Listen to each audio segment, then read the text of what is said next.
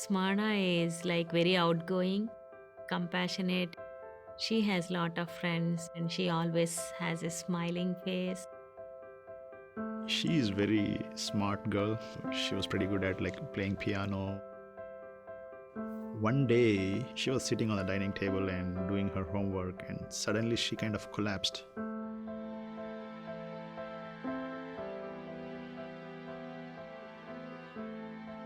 To see how the nurses pushing her in this long hallway, it is one of the most difficult scenes for a dad. It could be the last time I would have seen my daughter.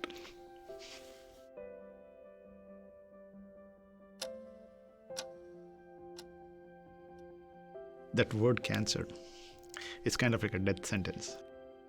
But after coming to St. Jude, meeting a lot of other cancer survivors, it gives us hope. I always knew that there is St. Jude, but never knew what it is until I experienced it. And after I saw a lot of people, how much loving and caring they are towards the people whom they don't know. That changed my heart a lot, that I also need to be like a looking forward to help the person who is in need, and that I also should be generous. That has impacted my life so much.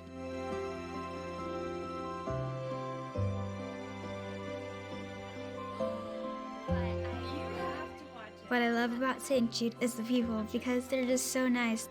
You might not know them, but they're just so kind and so loving. The patients might be feeling down, but they make a way for kids to be happy. After treatment, I'm going to be stronger and better than I was before.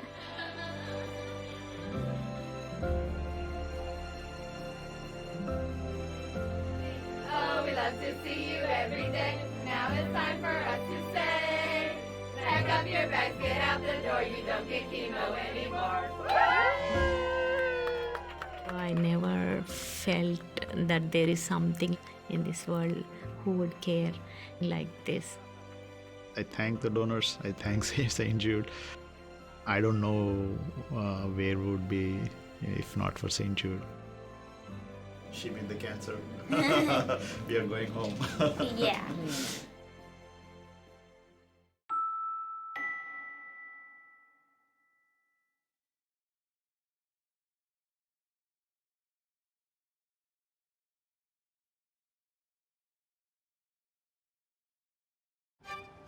In America, we all count, and the 20.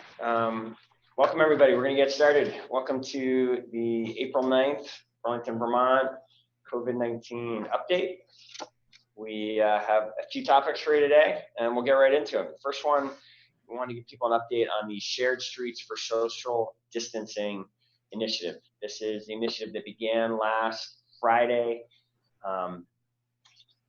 Basically, it started with the closing off of Birchcliff Parkway to local traffic only, as well as some removal of some parking on Pine Street that is not getting a lot of use right now, but to allow a bike lane to be put there.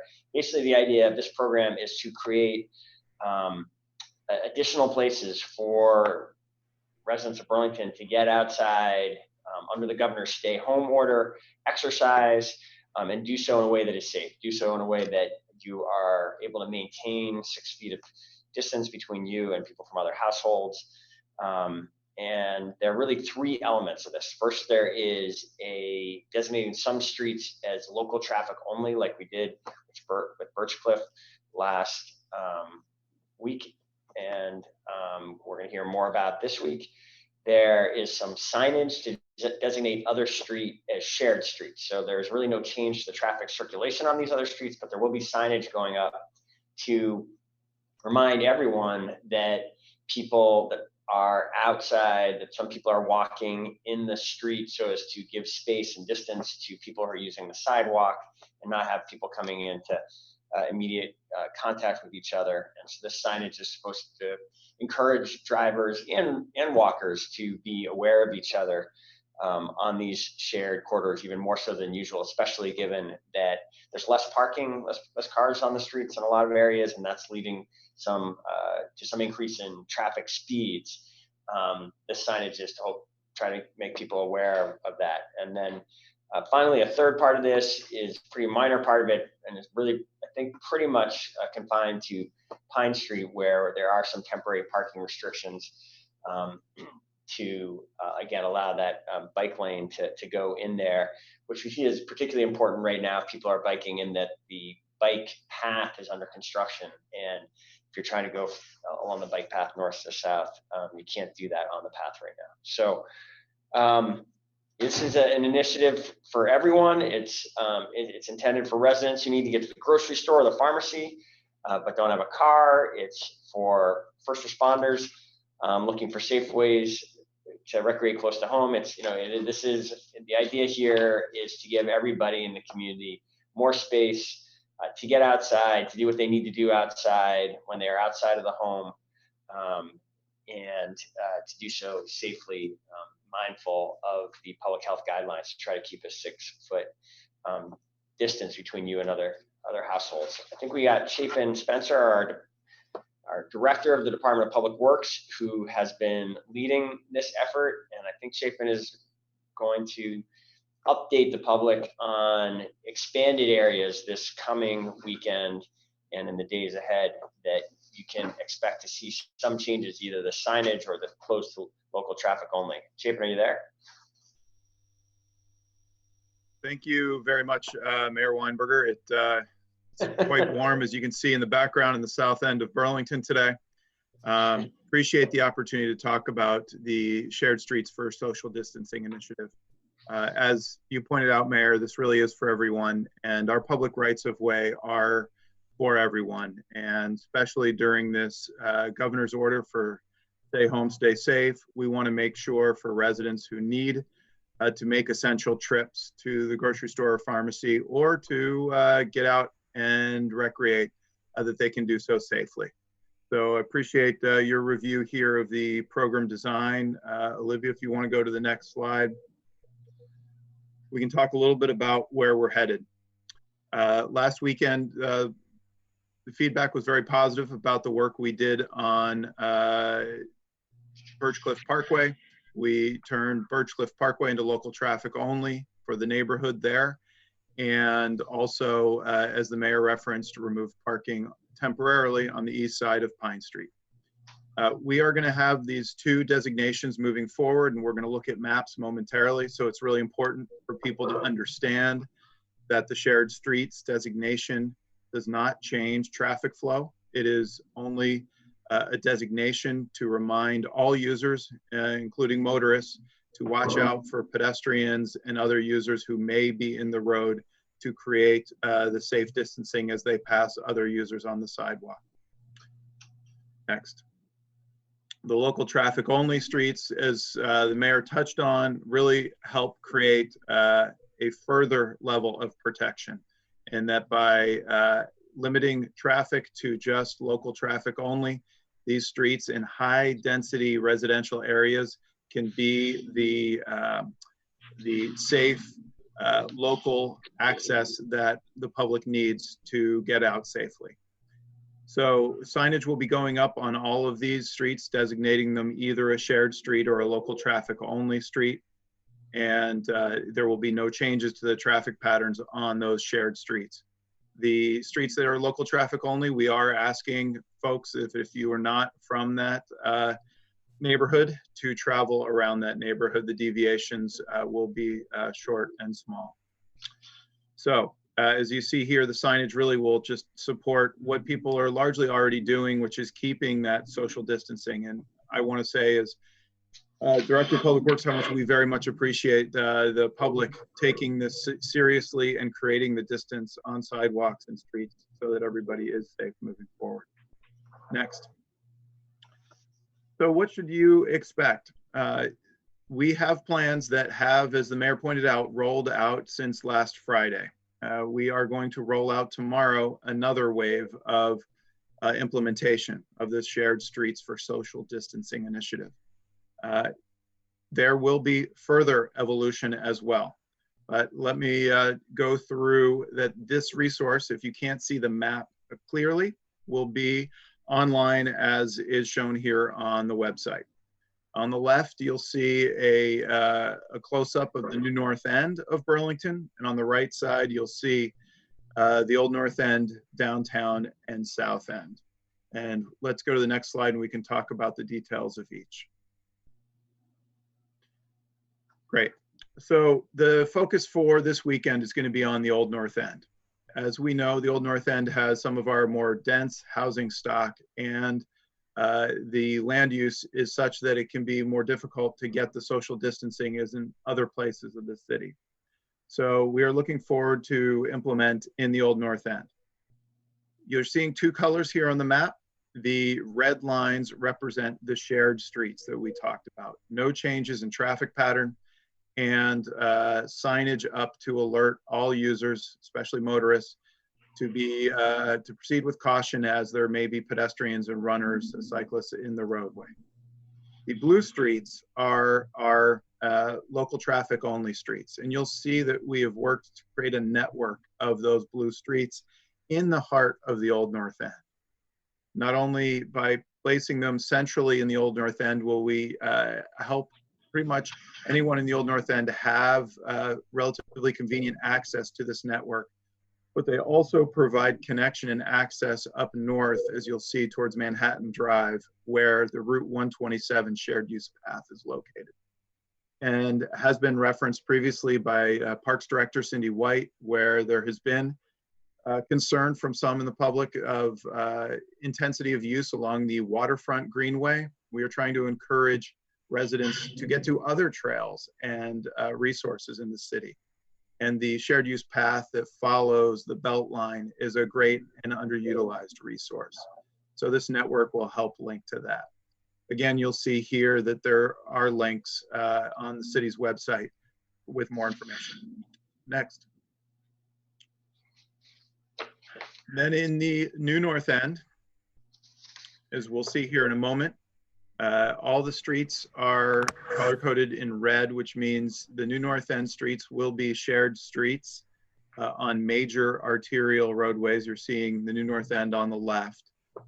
So North Avenue and then the major kind of feeder streets will be designated as shared streets. There will be, this next phase, no local traffic only streets in the new North End. It is a less dense residential area. But if folks have feedback about what more we should be doing to better accommodate the public during this time of COVID-19, please reach out to the Department of Public Works and let us know your feedback. So Mayor, we're really excited to launch the next phase this weekend, and as always, welcome people's feedback. But the most important thing is when folks get out is to be safe, creating that social distance, and we are pleased to be able to help provide that. So I want to give a special shout out to all the staff members of Public Works who are essential employees who are working at the water plant, the wastewater plant, and the street maintenance crew that not only while filling potholes is also attending to standing up this initiative here. Excellent, Chapin, thank you. Yes, and thank you to your team for working so hard on this, taking on a new responsibility, trying to respond as we have, as the world has had to in so many other ways to this virus, trying to give some more space to people to be outside and exercising. And thanks for moving quickly on it. We, Mayor, if I may add one thing, is just to recognize the people who made this effort happen.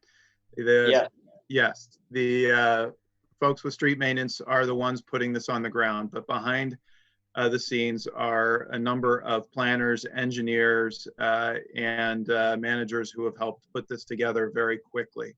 I want to recognize City Engineer Norm Baldwin and Senior Transportation Planner Nicole Loesch and Public Information Manager Rob Goulding, as well as a host of others who have really gone over and above on this. And it really is a team effort. When you're working in the public right away, you need to move forward carefully. The sign packages are well designed, and it takes a little while to stand those up. So thanks for the public's patience. Excellent. Yeah, thank you for naming all the key members of the team here, Chapin, and thank you to them. And we do welcome feedback from the public as to how it goes in the days ahead. You can see we're trying to be flexible and make changes that work in this unusual time, and hearing from you helps us do that. We are going to go to another initiative now. We got 2 more topics we want to hit today. Wanted to give an update on the Burlington Community Mask Initiative.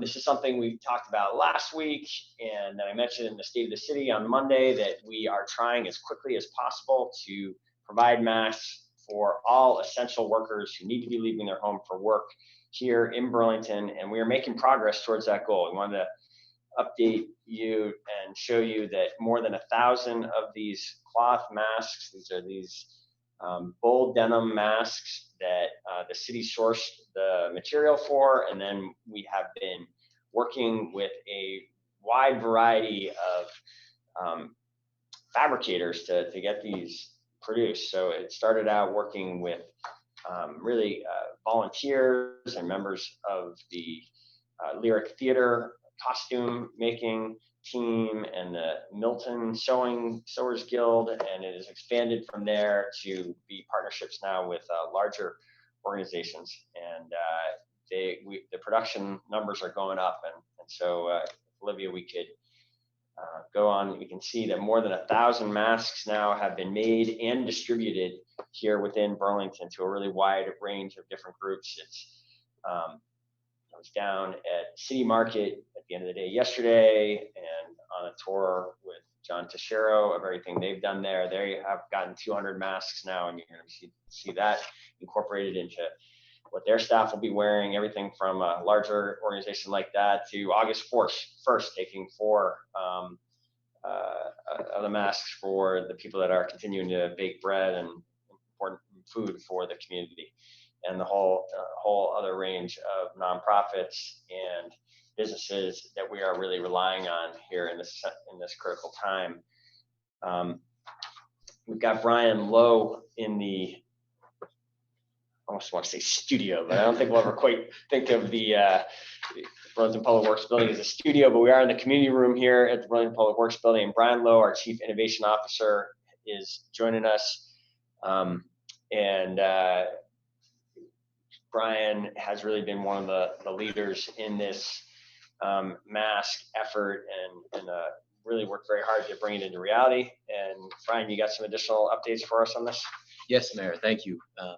I mean, it really is an outstanding community effort. And so I think the folks at Lyric and Milton Artists Guild and others have produced a huge number of masks. I think we'll have more than 500 distributed today alone, in addition to the almost 1,100 that went out over the prior couple days.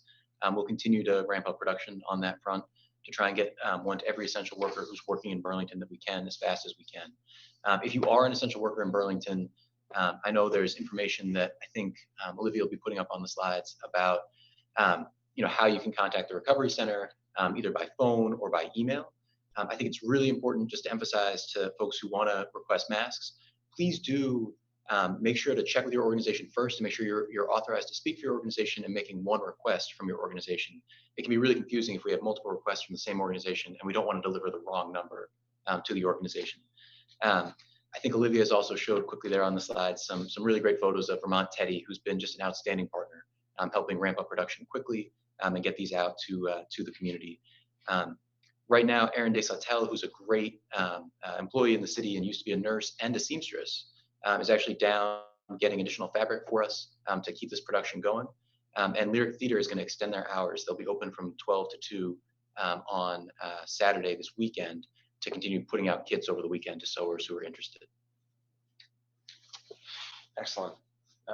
Another note, I'm not sure you touched on that part of the essential worker effort now is going to be to provide more than 1,000 masks to the medical center, not for their medical staff, who, again, I think it's always worth repeating, really the N95 masks, these top of the line, most safest masks need to be reserved for the medical community, but and they're doing that even within the medical center, although they see the importance of everyone in that operation having masks on now for the public health benefits. They're going to be relying on these cloth masks from the city. Do you want to say something else about that? No, it's a great point, Mayor. And the first 500 for the hospital system will arrive end of the day tomorrow.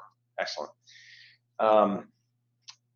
After, I do, here we're in the early stages of it still, but I did mention this in my State of the City on Monday. Once we have all of the essential workers in Burlington provided with masks, our plan is to keep going. We have purchased a full truckload of this material, and we see now especially that the CDC and the state are supportive of this direction with their guidance. We are going to do everything we can to produce really tens of thousands of these masks so that any Burlingtonian who wants one we'll be able to do that. We'll have more about that in the days ahead and how you would go about getting one. We're targeting May 1st as a date where we want to have many more of these available.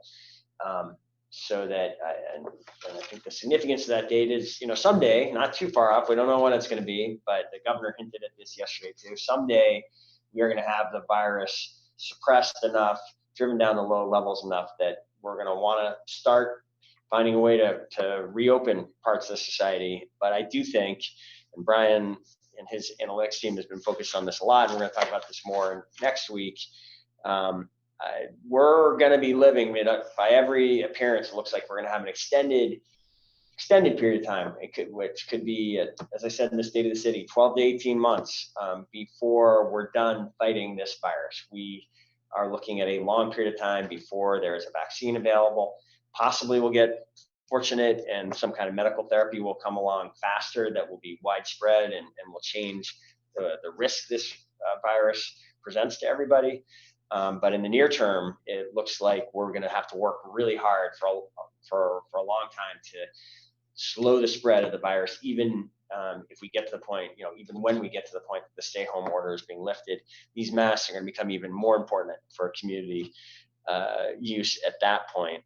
Already, the governor is recommending, CDC is recommending that people cover their faces when they are leaving the house for essential tasks. We're thinking that's going to be the posture for some time, that you're going to want a face covering. So we'll keep working on this. Brian, thank you and the team for everything that you've done on this. It's really been great initiative. Anything you want to add, or you think we got it? Okay, thank you.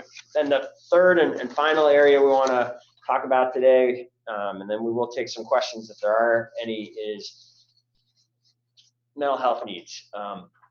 This has been a topic the state's been focused on this week, and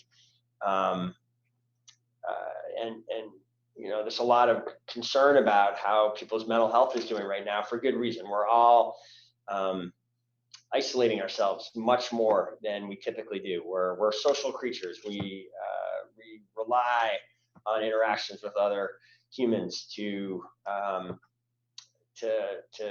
function properly, and that in this really unusual way that is now being restricted and impacted by this social distancing effort. We want to make sure that everybody knows that mental health services are available during this time, and they're available in a different way than typically. They can, mental health support can be conducted through over the phone or through some kind of video chat, and the leading providers of mental health services are functioning during this stay-home order. They're staffed and they're able to meet the community needs, including doing that. I think the majority of the time doing that virtually. So we want to, in particular, note that the Howard Center's First Call service is available. This is the Chittenden County service that is available 24/7 for urgent mental health needs. And there are other resources that are also available, and you can find more on at the RRC website. That's the Burlington Resource and Recovery Center website. Go to that link there on the screen, or if you just go to the Burlington, put in Burlington, Vermont into your browser, and there's a link right on the homepage. And there are additional professionals who have made it clear to us that there's some availability of pro bono services if people are looking for help in that way. And we just want to get the word out that these services are there, they're available. We encourage people to use them and to use them without hesitation or reservation. There should be no embarrassment or stigma or concern if you are feeling like you need that kind of support ever, particularly now as we're all going through this challenging, uncertain time. We're going to speak more about this topic next week. We are planning the first of what we envision as a series of town hall meetings on mental health. The first one is planned for next Thursday, April 16th at noon.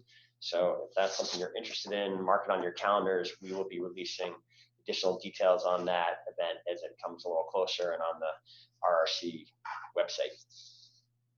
I think that is what we have for today. Happy to answer questions if we're all set here in the studio. Anyone online Yes. with any questions?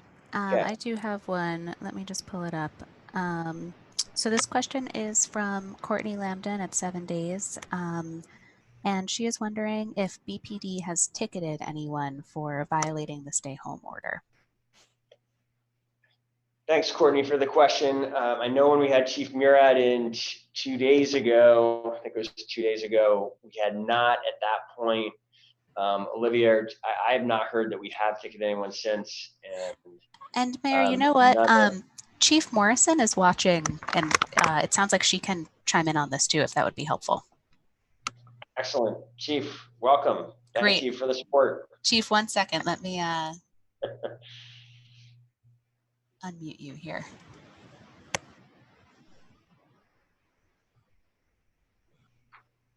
Hello. Can you hear me, Olivia? Hello. Yes, we can. Terrific, Mr. Mayor. We have not issued any tickets that I am aware of as of the start of shift this morning. And I don't think the weather is conducive to situations that would have caused it today. So I think I can comfortably report to you that the answer is 0 at this point. Excellent. Good. Well, the hope was that having this new capacity might help the police do their job without having to deploy it. And it sounds like so far that is what's going on. Thanks for chiming in real time there, Chief. Is there anything else, any other questions coming in over the chat function, Olivia? That's all I have. All right, great. That's going to close it out then for today, Thursday. We do invite you to come back tomorrow, Friday. We have a number of updates to give tomorrow that I think will be of interest going into the weekend. Thank you, Chapin and Brian, for being part of this presentation and for the work that you're doing on the masks and the shared streets for social distancing. Again, look for the new signage out there and hope it makes it easier for everyone to get out this coming weekend and do so in a safe way. So we'll see everybody soon. Stay safe. Talk to you tomorrow.